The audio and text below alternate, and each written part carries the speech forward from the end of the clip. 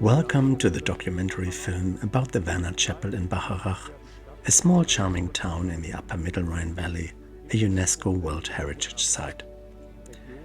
The region, characterized by steep vineyards, small picturesque towns, and a rich history, has always attracted people from different cultures and religions. But how has this affected the Werner Chapel over time?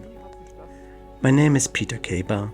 As former chairman of the local building preservation association Bauverein Wernerkapelle, I am pleased to present to you the history of this impressive monument and the changes it has undergone through the centuries.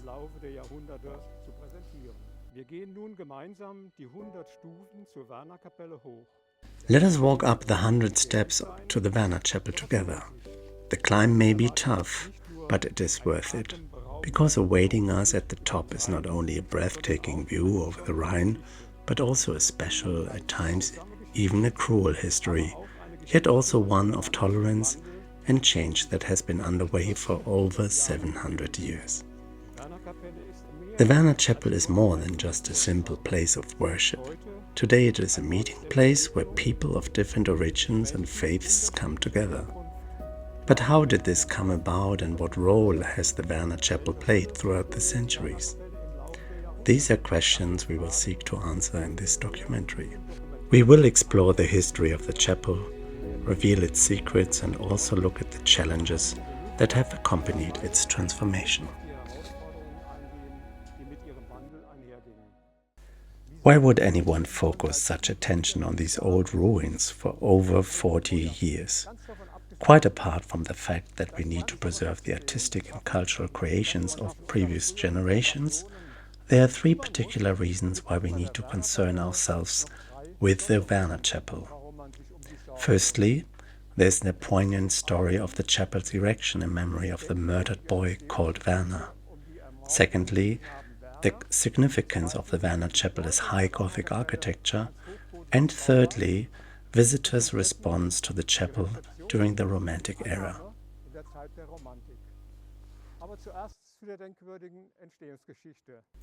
But first, the memorable story of the Werner Chapel's origin. Legend has it that in 1287 a boy's corpse was found outside the gates of the town at the mouth of the Windsbach. This boy's body was then laid out for 3 days in the courtroom, which was located at the foot of what is now the Werner Chapel. During these 3 days, the Catholic priest Heinrich von Krumbach falsely claimed, today this would be called fake news, that this body was that of a boy who had been murdered by Jews. However, as there were no more Jews in Bacharach at the time because of a pogrom that had taken place 10 years earlier, he relocated the occurrence to Oberwesel, claimed that Jews from Oberwesel had murdered the boy. As the body lay in repose in the then courtroom down there, people discovered it was that of a 14-year-old boy from the Huhn region who had worked as a day laborer for the wine growers here in the narrows of the Middle Rhine Valley. Heinrich von Krumbach then propagated the legend that the boy had been martyred by the Jews in Oberwesel. They had stolen the host from him on Good Friday and then tortured him to death. Heinrich von Krumbach further alleged that Werner had been thrown into the Rhine River in Oberwesel. And lo and behold, the first miracle transpired. The body of the proclaimed martyr that washed ashore 8 kilometers upstream in Bacharach could only be that of a saint. That is to say that in repeatedly spreading this myth, von Krumbach's intent was to turn the martyr into a saint. Once the period of lying in repose in the courtroom had passed, von Krumbach brought the body up here to what was the Wernerkapelle, the predecessor chapel. Here too the body was laid out, with von Krumbach's tale given immediate rise to the arrival of a stream of pilgrims who came to venerate this martyr, whom they were convinced was a saint. This flux of pilgrims swelled to such an extent that the small Wernerkapelle could no longer accommodate the mass of people. A decision was taken in 1289 to build a larger, more magnificent martyrs' chapel on this very site. In 1289, work began on this south choir, which is behind me here, and on the east choir. The east choir faces the Rhine, and the gargoyles you see up here, which I'll talk about later, were carved in stone in 1289 as well. The chapel was constructed in a high Gothic style that is unrivaled in Germany. As early as 1337, the altar was consecrated here in the more splendid choir, so that the Eucharist could be celebrated here, although the chapel was still unfinished. Construction then came to a halt for lack of funds until around 1420, when an early humanist, Werner von Steg, became a parish priest in Bacharach. Von Steg, a professor in Würzburg with strong ties to Rome, greatly appreciated the precious high Gothic chapel and endeavored to have it completed and to obtain Rome's approval of Werner's canonization. Around 1424, he heard the testimony of 211 witnesses in order to advance Werner's canonization. But as 1424 was a long time after 1289, any testimony by witnesses claiming familiarity with the story was solely based on hearsay, so not really worth much. Consequently, Rome never canonized the boy Werner. Werner von Steg, however, have the construction of the north choir on this side and the small nave terminated, marking completion of the chapel by the time he left office in 1438. With its colorful stained glass window, the Werner Chapel was indeed a magnificent example of high Gothic architecture, notable at first sight in all the choirs. There were 3 choirs, not 2 as you see today, but 3, one each in the south, the east, and the north. The choirs were built on a 5/8 layout. A bay was added to the east, more magnificent choir, in which the liturgy was also celebrated. As it faced the Rhine, the master builder of the time, who incidentally must have been incredibly skilled, wanted it to make a grand impression. As it is assumed that stonemasons and master builders from the Cologne and Strasbourg's Cathedral's Builder Lodges Guild joined in the work in this chapel, we can say that it is thanks to them that it still stands as a ruin today. The chapel continued to be used as a pilgrimage church until the Reformation, when Bacharach became Protestant around 1540. During the Reformation, the Romanesque St. Peter's Church was awarded to the Protestants, and the Werner Chapel remained in the possession of the Catholics. Despite the Reformation having slowed the flow of pilgrims somewhat, the chapel still served the veneration of St. Werner, as he was referred to in those days. But he was never officially declared a saint, although he was listed as such in the Diocese of Trier's calendar of saints until 1963. So the small Catholic community continued to use the chapel until 1689, the year the Palatinate War of Succession broke out, and the entire left bank of the Rhine, even Heidelberg, everything was destroyed by Louis XIV, with Bacharach too partially destroyed.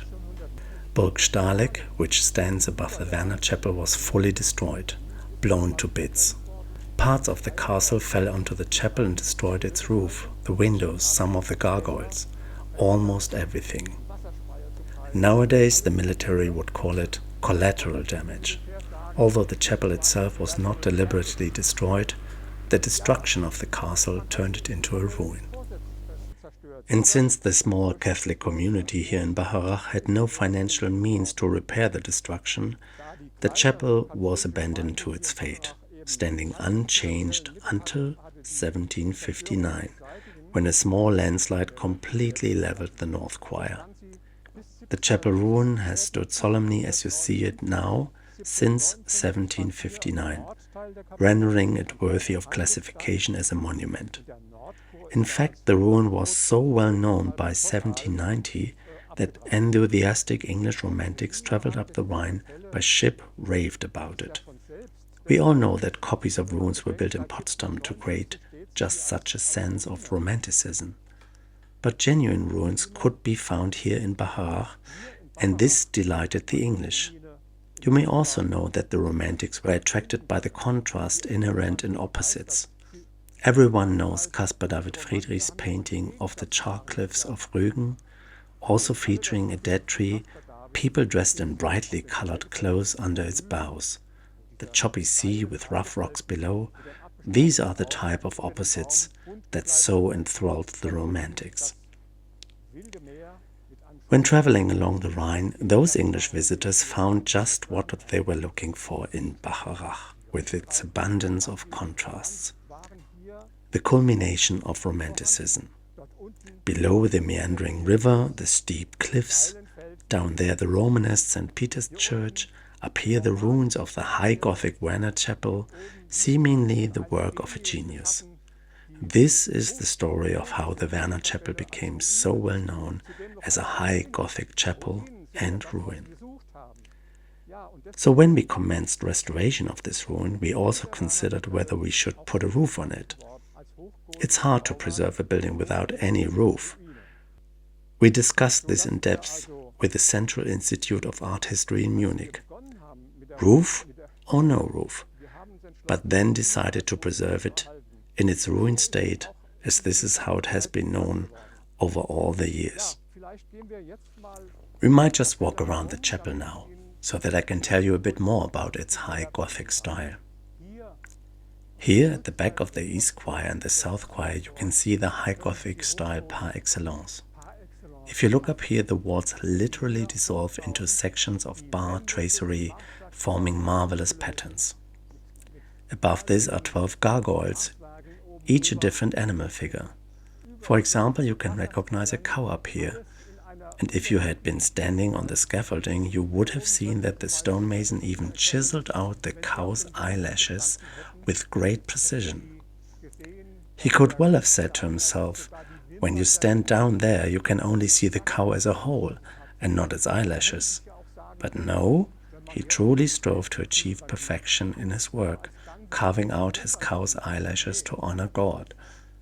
One of the gargoyles was a so-called Jews sow, or Judensau, something everyone is talking about these days. Just yesterday we had an inquiry from Berlin asking where the Judensau was located at the Werner Chapel, to which I unfortunately had to provide a disappointing answer. The Judensau was probably damaged when the castle was destroyed in 1689, that is, damaged beyond recognition.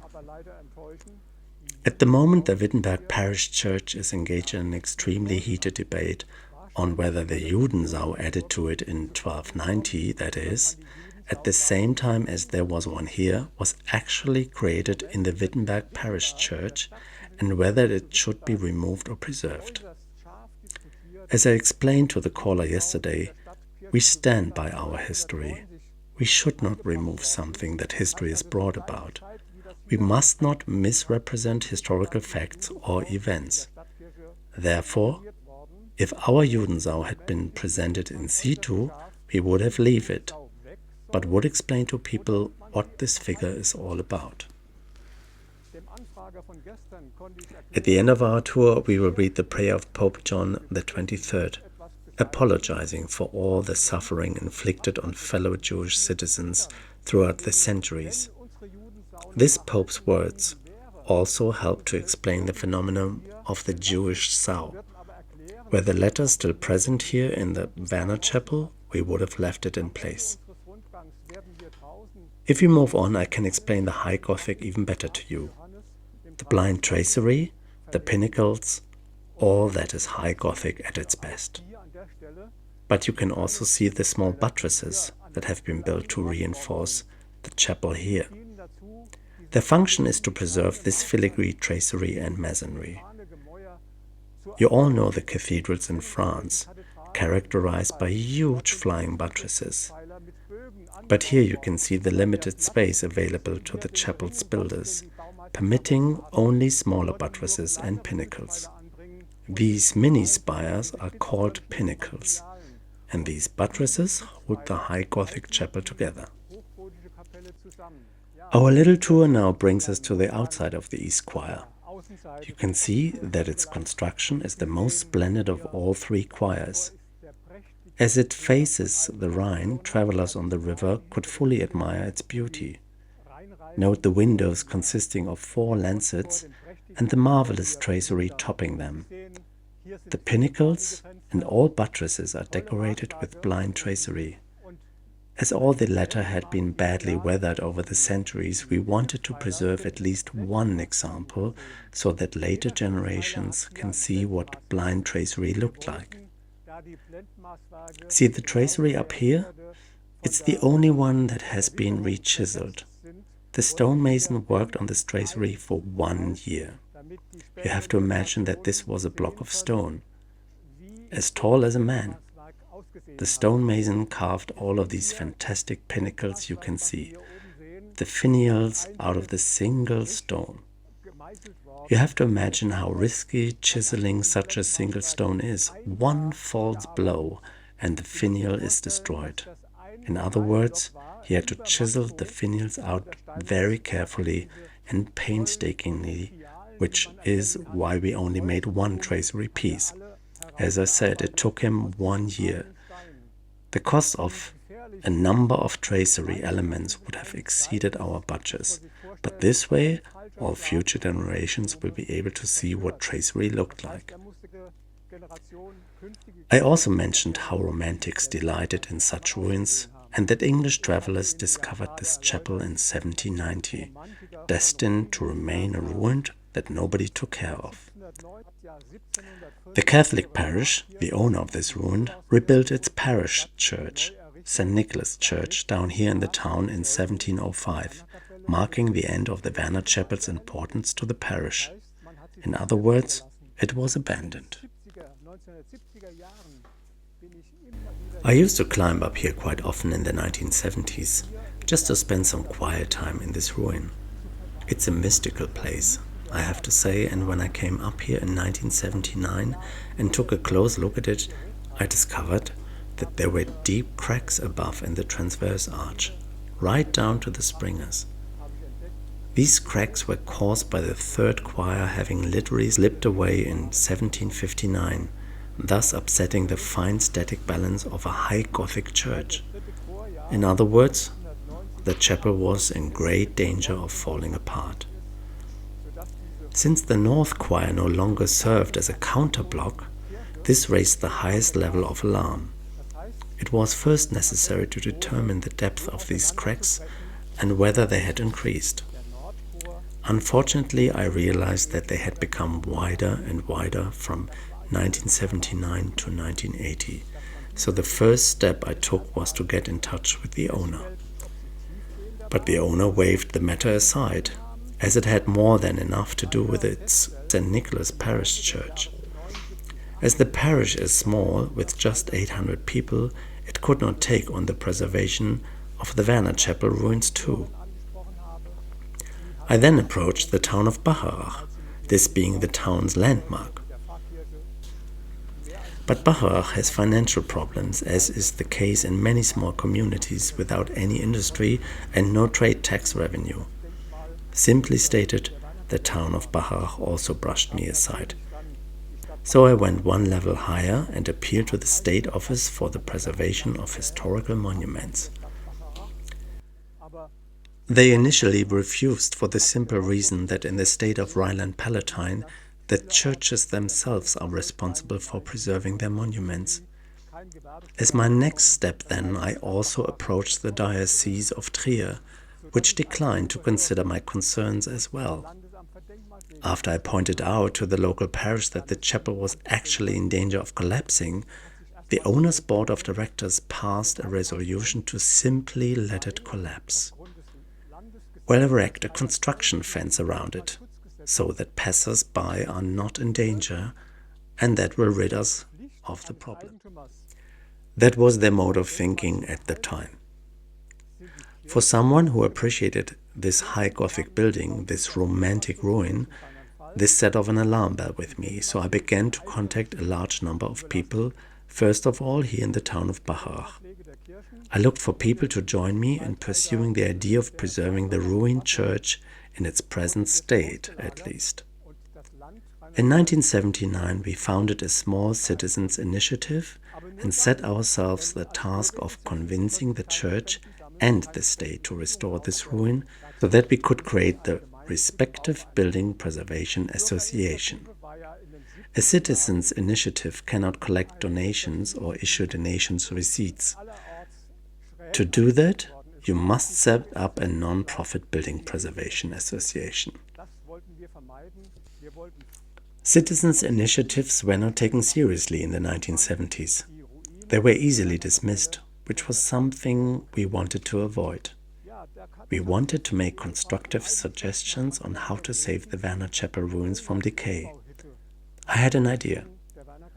Old writings on the Werner Chapel repeatedly mentioned that Cologne Cathedral's Builders Lodge had been involved in its construction. I remarked to my wife that if that Builder Lodge had been involved in constructing the Werner Chapel, there was no reason why we couldn't contact them about the current matter. This prompted me to phone Dr. Wolf, Cologne Cathedral's master builder, to ask him if he would step in. When I rang him, he told me he was so busy with the cathedral that he didn't really have any time. But he went on to offer me a 15-minute meeting with him on the next Saturday afternoon to state my case. He said that he always wondered why nothing was being done with the Werner Chapel anyway.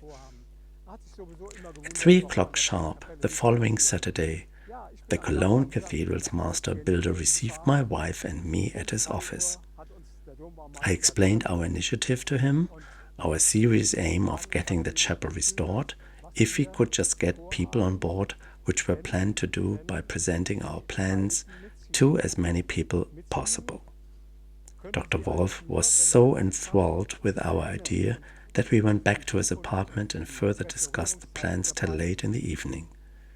He gave us his word that he would lend a hand on a voluntary basis if he could set the ball rolling, create the non-profit association, and initiate the actual restoration.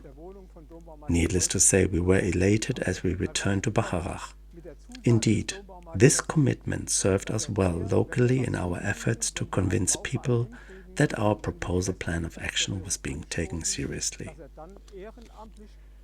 Dr. Wolf was of course very supportive, and I even secured a pledge from the Landesamt für Denkmalpflege, the federal authority for listed buildings, to collaborate, even if the church itself and not their office was actually the responsible party. The Diocese of Trier was still hesitant to lend us their support, so the members of our small citizens initiative wrote to over 4,000 people across Germany, in other regions, outside Germany, abroad, to anyone who had some relationships to Bacharach and the Werner Chapel. Then, when we gave the Diocese of Trier an ultimatum, a deadline by which we expected them to also pledge their support in the Werner Chapel restoration, or we would contact the media. Then we gave the Diocese of Trier an ultimatum, a deadline, by which we expected them to also pledge their support in the Werner Chapel restoration, or we would contact the media. The day before the deadline for their answer, I called the diocese and they told me they were holding an ad hoc meeting on the matter the next morning. They called me that very day to let me know that they would lend us their support, as we had made constructive suggestions, which meant we could proceed to set up the Building Preservation Association. In May 1981, we met in the Knights Hall of the Burg Stahleck Youth Hostel, where we founded the Building Preservation Association. During that very funding meeting, we raised 120,000 Deutschmark to buy the scaffolding needed for the restoration work on the chapel. We climbed up these 100 steps together earlier. Just imagine two huge flatbed lorries arriving with scaffolding material, all which had to be transported up these steps. We appealed to our townspeople for help. The day this scaffolding arrived, a human chain formed all along the steps. Men and women alike turned out, so that every step was occupied by someone.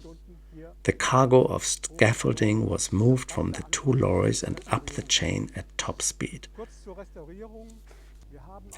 Within 3 hours, all the material had been passed to the top. The restoration had begun. Permit me just a few words about the restoration. First of all, imagine the tall shrubbery that had grown along the corners of the top of the wall. The plants had taken roots so deeply into the masonry that it was being thrust apart. That was the first thing that had to be removed.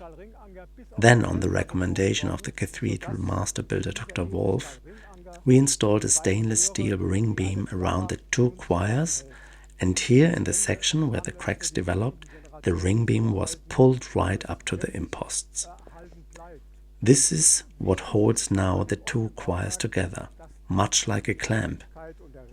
I think we have preserved it for future generations in such a way that it really will remain intact. With an open structure like this, it is important to keep humidity and rain from penetrating the masonry. To this end, we had a lead cover made around the two choirs. As early as the turn of the last century, the Prussian monument conservator, Paul Kleemann, had recommended covering the ruin with lead, a measure that was not taken. It was covered instead with zinc sheet, which is so lightweight that autumn storms whistling through the Rhine Valley blew it away in no time, exposing the walls to rain and weather and allowing the shrubbery to take root in them. Let's come back to the present. Dr. Wolf drew up a plan for covering the walls with lead, just as Paul Kleemann had actually wanted. In the style of the craftsmen of yore, it was not soldered, but folded, enabling expansion in the summer heat and contraction in the winter when it is cold. It is now protected from the weather in such a way that it will hopefully be preserved for future generations. That is how we restored it over nearly 20 years ago. Here in the bar tracery sections, we only restored what was absolutely necessary. As this is the original structure from 1289, we aim to preserve what was left of it to the extent possible. For example, we only replaced those tracery bars that were no longer able to bear the load from above. Everything else was left in its original state, just as it had been constructed at the time. We did have to galvanize the original iron support rods still in place to prevent rust for the time being. The problem, like with the Acropolis in Athens, is that rusting causes fissures and ultimately decay in the stonework. When the almost 20 years of restoration work was completed, we held a Jewish-Christian Thanksgiving service here in the chapel. A Jewish rabbi, the local Protestant pastor, the local Catholic priest, and a pastor from the Evangelical Free Church organized and presided over this service jointly. The chapel was so packed that people occupied the steps leading to the castle. I had never attended anything like this before, and just telling you about how a Jewish rabbi celebrated a service within the walls of what was for a century an anti-Jewish monument still sends shivers down my spine. After all, a Jewish rabbi had never set foot in this chapel before. Hearing this particular rabbi chant songs in Hebrew took people's breath away. This, along with the Protestant pastor's wonderful message about Christianity having its roots in Judaism, had people on the verge of tears. In the midst of this moving event, I noticed an elderly gentleman moving through the rows of people with a video camera, recording the entire service. As this surprised me somewhat, when it was over, I approached him and asked him why he was taping the whole thing. He said, My name is Fred Moses. I'm on a cycling tour around Germany trying to find out how Germans think today. You should know, he said, that on 21st December 1939, as a 14-year-old boy, I fled on the last ship from Genoa to Chile.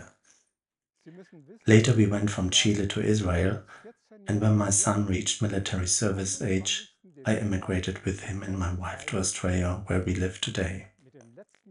Yesterday, when I arrived in Bacharach, I noticed your poster down in the town about a Jewish Christian service. I know the story of the Werner Chapel and was quite astonished to find such a poster here. In no town that I've passed through on my bike have I stayed longer than one night and one day. But here in Bacharach, I wanted to experience that Jewish Christian service. I knew about the anti-Jewish story attached to the Werner Chapel.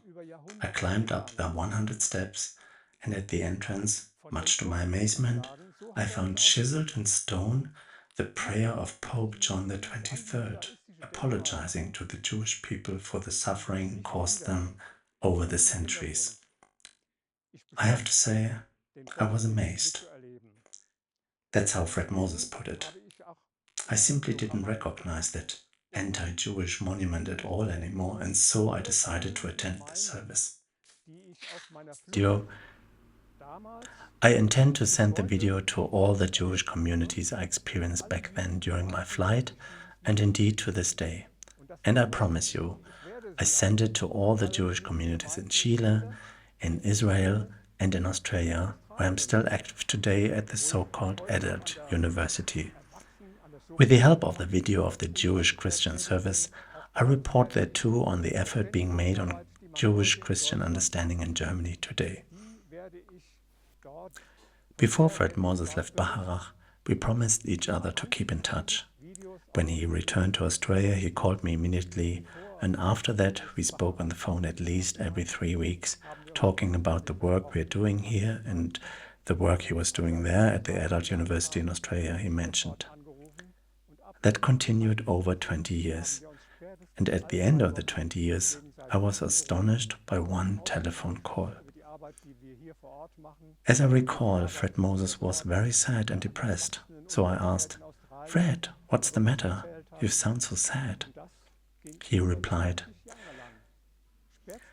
"Yes, you know I'm now over 90 years of age, and it's time to think of death. You know that I was born a German, and I would like to die a German.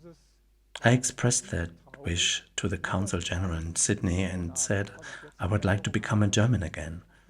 The consulate official refused, arguing that the current legal situation in Germany did not allow it. I was thunderstruck, devastated by this. I said, "Fred, send me all the documents, your birth certificate, your marriage certificate, the birth certificate of your children. I'll try to do something about your German citizenship here." Fred sent me all the documents. I drew up a powerful formulated application directed to the Federal Administration Office in Cologne. I described all that Fred Moses had done for Christian-Jewish understanding here in the chapel, which he decimated all over the world. He had therefore rendered outstanding services.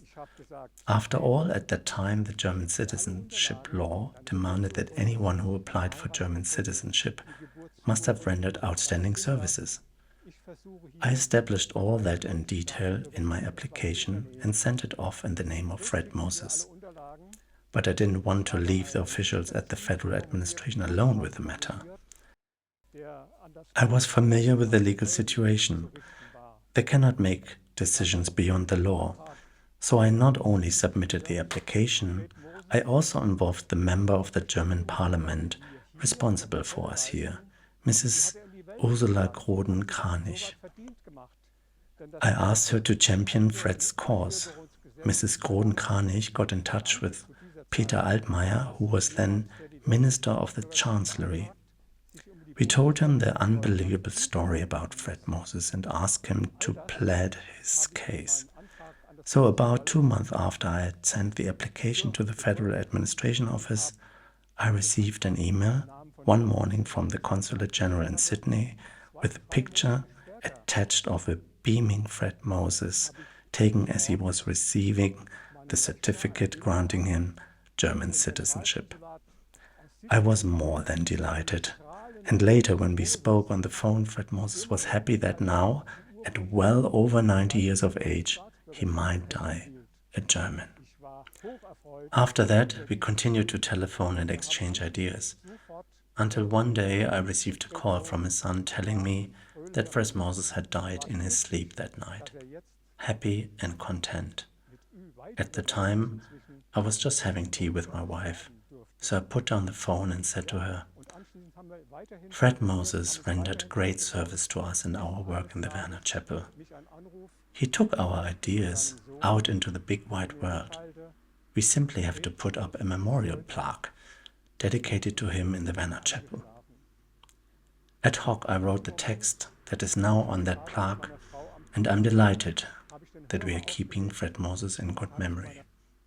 The memorial plaque reads, "In memory of Fred Moses, who, as a Holocaust survivor, rediscovered his faith in Germany through the understanding being promoted between Jews and Christians by the work done in the Werner Chapel." Another aspect of our efforts in this regard is the work of art that we had installed here in the Eastern Choir of the chapel. That was in 2007. An artist in Wiesbaden, Karl Martin Hartmann, approached me to say he was making a steel for tolerance out of red cameo glass. He asked if it might be a good idea to underscore the work we are doing in the Werner Chapel by installing a red window here in place of the middle window.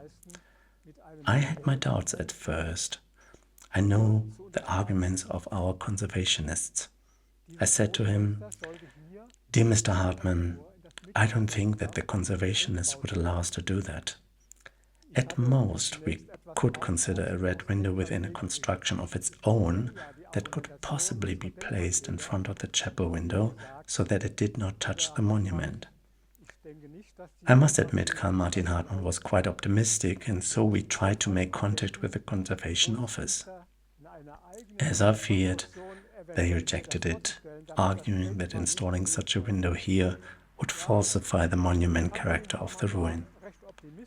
So naturally we made the constructive suggestion to install the window not in the iron ranches of the chapel itself, but perhaps 5 centimeters away from the stone and in a construction of its own. It was a huge job that we had taken upon ourselves. For that a special steel construction had to be built. A huge weight was involved, that of 52 panes of glass. All that didn't help, however. The conservationists turned that down as well at first. We didn't let up and turned instead to the Rhine-Palatine cabinet. After all, the Minister of the Interior, Mr. Bruch, was chairman of the State Antiquities and Monuments Office. He didn't seem adverse to our idea, especially as the text of the first chapter of Heinrich Heine's Rabbi von Bacharach was to be engraved on the red window, on the lower Rhine where the banks of the river begin to lose their smiling aspect. And we also wanted to organize lectures on tolerance for the whole duration of the art installation. We told Mr. Bruch that we would be happy if we were permitted to install the red window in a construction of its own for just 3 years, and we committed to removing it again when the 3 years were over, so that the monument character would be preserved. At first people doubted that we would do that. Mr. Bruch wanted to order the conservationists to allow us, but they continued to resist the idea.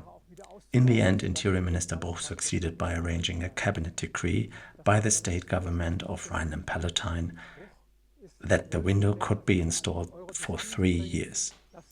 Once we had received this state assurance, we then had to find the necessary funds, 120,000 Deutschmarks. No, it was 120,000 euros. That was the amount necessary to get that small construction up here, and that we managed to collect. The red window and the mouth-blown glass with the first chapter of Heinrich Heine's book engraved on it was installed. When the sun rose in the east, that red glass here in the chapel created a magnificent sight. And during those 3 years, we held 16 or 17 lectures on tolerance here, given by important personalities, including, among others, Interior Minister Bruch, Wilfried Hassemeyer, Vice President of the Federal Constitutional Court, and Nekla Kelek, Islam researcher. In my view, however, the most important lecture on tolerance was held by Professor Dr. Leo Trapp. Professor Leo Trapp was the only member of his whole family who survived the Holocaust. All the others died. At the time, he was already the rabbi in a Jewish community here in Germany, but he was imprisoned in Sachsenhausen nevertheless. The English managed to have him freed from there so as to hire him out to England as a rabbi. From there he went to San Francisco, where he later became a professor of Judaism. Originally he came from Mainz. I remember when I was a student that he came to the university in Mainz in the 1960s to do work on interfaith understanding. Just imagine what a person had to overcome to come to Germany on such a personal mission as early as the 1960s, and he the only surviving member of his whole family. So I made contact with Leo Trapp in San Francisco. When I first called him to explain my business and tell him that we were organizing lectures on tolerance to be held in front of the Red Window in the Werner Chapel, there was dead silence on the line after I mentioned the word Werner Chapel. I thought Professor Trapp had hung up. Mr. Trapp, are you still there? I asked. Yes, he said. I'm still here, but the Werner Chapel? Ever since my childhood I have had a pain in my heart whenever I heard the word Werner Chapel. As a 14-year-old boy, I traveled down the Rhine by boat from Mainz with my father, who told me that dreadful story about Werner and the Werner Chapel, and that back then more than 40 Jewish people were killed in a pogrom. So I still get a pain in my heart when I hear the word Werner Chapel. I then told Mr. Trapp what we had done so far in our own work to further understanding, and that we had had the prayer by John Pope the 23rd chiseled in stone. After a moment's consideration, Professor Trapp agreed. I'll come and I hold a lecture on tolerance. I was really delighted. At the time of his arrival, I must admit, I was surprised as I hadn't realized he required a wheelchair. He was over 90 years of age, but he came here nevertheless. We carried him in his wheelchair up the 100 steps and positioned him on the rostrum. I noticed that he had a large manuscript with him, and he said he wanted to speak about George Washington's concept of tolerance. George Washington, because he had recently been awarded the George Washington Honorary Medal in the United States for the work he had done there. With that big manuscript in mind, during my words of welcome, I said, "Dear Professor Trapp, please be brief on George Washington's tolerance concept and speak to us instead about your lived tolerance. I know that when I was a young student in the 1960s, you came to Germany and carried out work on tolerance and understanding, even though your whole family had been killed. So please speak to us instead about your own personal experience."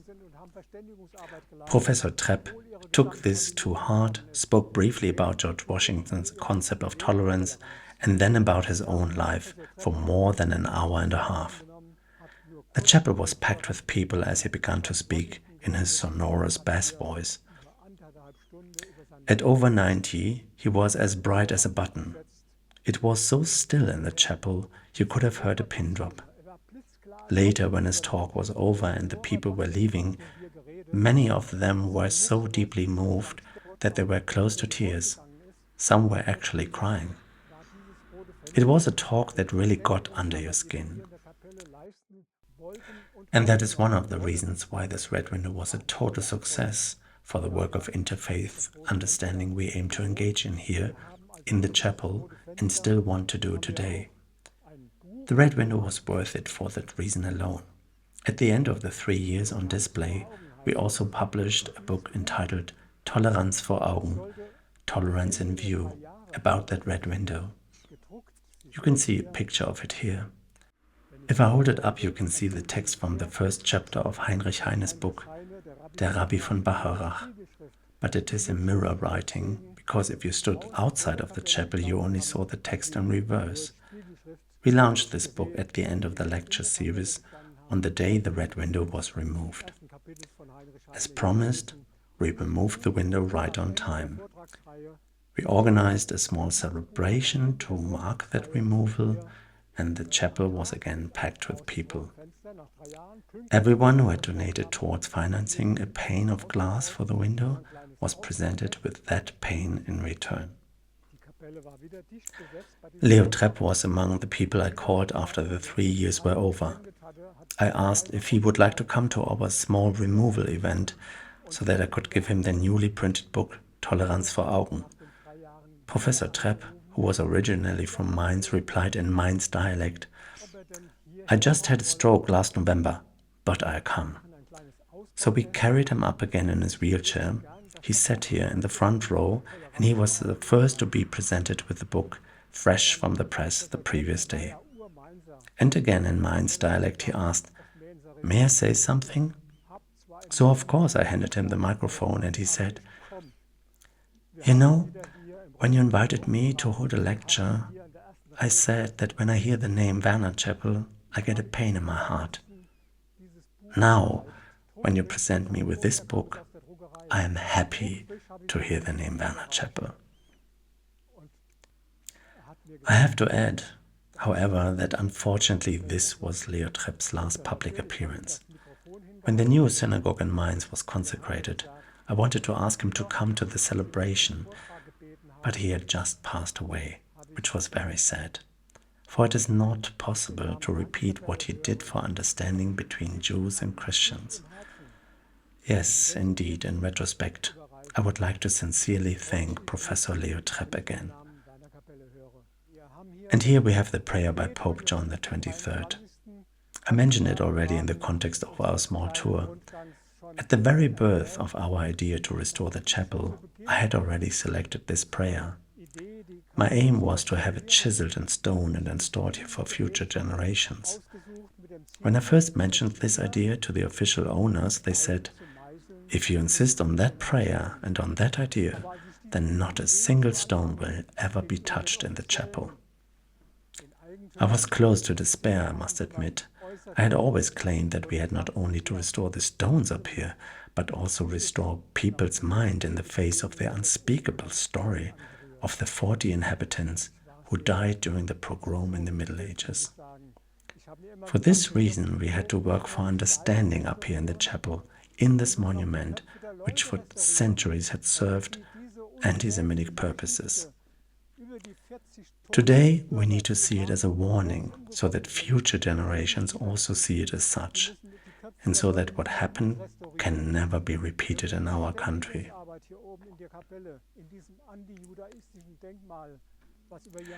I have repeatedly been asked what the ritual murder in 1289 had to do with the Third Reich, and I have repeatedly replied, it ran through the centuries like a red thread. It started with the ritual murder. Over the centuries, Jewish citizens were prosecuted and murdered. This came to a head in the Third Reich when they were murdered on an industrial scale. People should know that during the Third Reich, Adolf Hitler used that story about the death of the martyr Werner in a special 1939 issue of his press organ, Der Stürmer. At that time, he stood up hatred of Jewish citizens with it. So it is obvious that the two have everything to do with one another. That is why it was important that we have the prayer by Pope John the 23rd chiseled in stone for future generations. In it, he apologizes to the Jewish people for the suffering they had been caused over the centuries. If I may, I would like to read out the text carved here in stone. The Werner Chapel in Bacharach, built between 1289 and 1430, as a unique work of high Gothic art, much visited as a pilgrimage church, destroyed in 1689 by the French, rediscovered in the Romantic era as the most noble of all ruins. These were not the only reasons for preserving it from decay, for its construction is unforgettably linked with the legends surrounding the ritual murder of the boy Werner, which had unleashed wild rampages against Jewish citizens. Restored between 1981 and 1996 in our day, the Werner Chapel admonishes us to engage in brotherly interaction between Christians and Jews. And now the prayer which Pope John XXIII, the great mediator between Jews and Christians, spoke shortly before his death. We realize today that for many centuries our eyes have been veiled by blindness, that we no longer saw the beauty of our chosen people and no longer recognized the features of our firstborn brother. Now we discover that there is a mark of Cain on our forehead. Over the centuries our brother Abel lay in the blood that we had caused to be shed, and he cried the tears because we forgot your love. Forgive us this curse which we attached unjustly to the name of the Jews. Forgive us for nailing you to the cross for the second time in their flesh, for we knew not what we were doing. Those are the words of Pope John XXIII. We have come to the end of our tour to the Werner Chapel. I hope I have been able to give you some understanding of the genesis of its incredible history, its importance as a high Gothic construction, and also its reception in the Age of Romanticism. I hope you're just as fascinated about this place as we, the members of the local Building Preservation Association, are. Perhaps you would like to become a member of our association. We rely on donations and membership dues because we want to preserve this high Gothic ruin for future generations, and in doing so promote the concept of tolerance and understanding. Please visit our Rhine Valley, our UNESCO World Cultural Heritage. There is a lot for you to experience. Noch vieles erleben können. Vielen Dank, Ihr Peter Keber.